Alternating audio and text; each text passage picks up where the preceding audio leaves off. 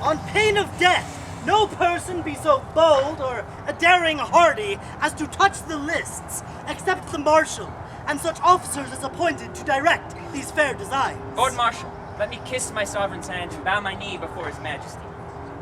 The appellant in all duty greets your highness, and craves to kiss your hand and take his leave. We will descend and fold him in our arms. Can we not atone you so we will not see here blood design the victor's chivalry? I'm resolved, for he did kill our uncle, and his life must answer for it. Our uncle who for his crimes was justly imprisoned in the tower. The worse for that, as he had no means of escape, nor weapon for his bleak defense. Our uncle, whom you once loved and heeded you, before such warmth made itself a pastime, despite his crime, his blood was Edward's line.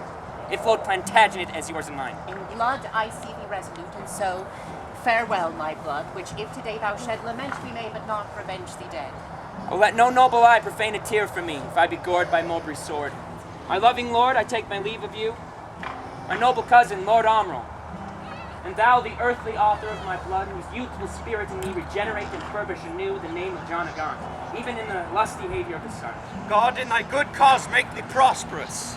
Rouse up thy youthful blood, be valiant and live. However God or fortune cast my lot, there lives or dies, true to King Richard's throne, a loyal, just, and upright gentleman. Farewell, my lord, securely I espy virtue with valor couched in mine eye. Sound trumpets and set forth combatants!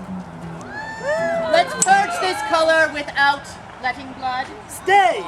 The king hath thrown his warder down. Let them lay by their helmets and their swords, and both return back to their chairs again. Let the trumpet sound while we return what we decree to these dukes.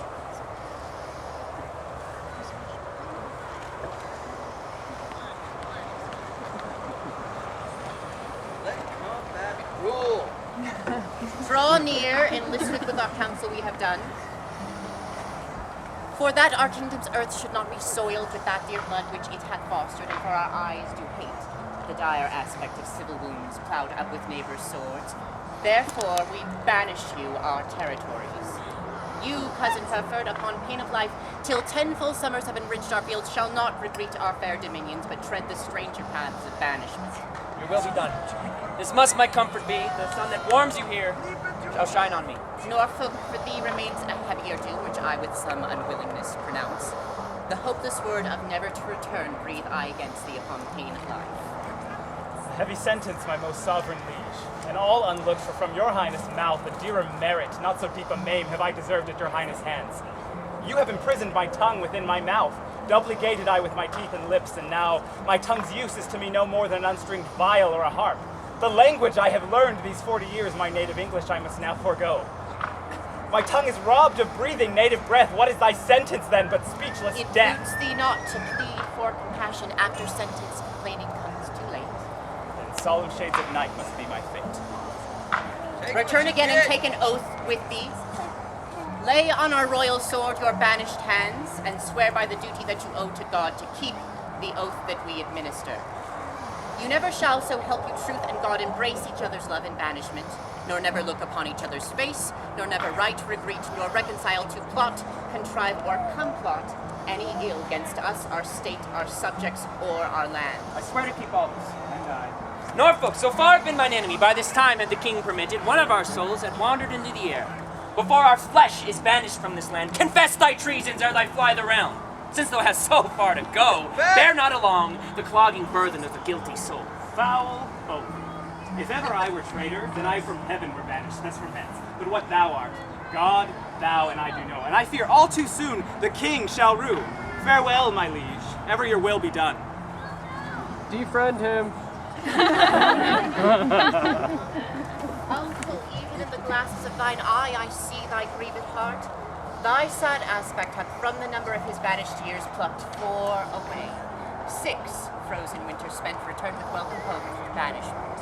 How long the time lies in one little word. 4 lagging winters and 4 wanton springs end in a word. Such is the breath of kings. I thank my liege that in regard of me he shortens 4 years of my son's exile. But little vantage shall I reap thereby, for ere the 6 long years he hath to spend, my oil-dried lamp and time-bewasted light shall be extinct with age and endless night. My inch of taper shall be burnt and done. And blindfold death, deny me, see my son. Why, uncle, thou hast many years to live. But not a moment, king, that thou canst give. Shorten my days thou canst with sullen sorrow, but not lend a morrow.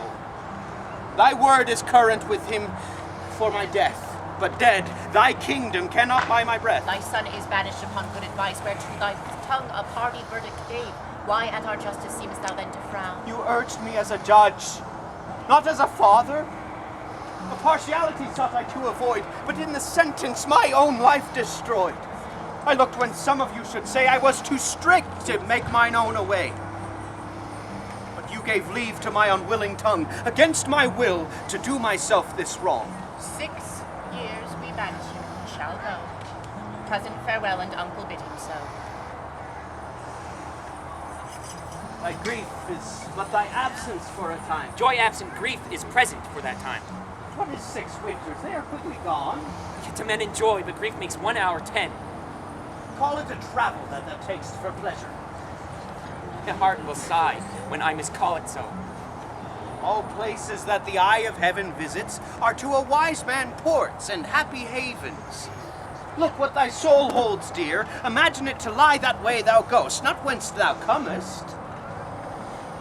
Say the singing birds, musicians, the flowers, fair ladies, and thy steps no more than a delightful measure or a dance. Who can gorge the hungry edge of appetite by bare imagination of a feast? Or wallow naked in December snow by thinking on fantastic summer's heat? Oh no! The apprehension of the good gives but the greater feeling to the worse. Come, my son.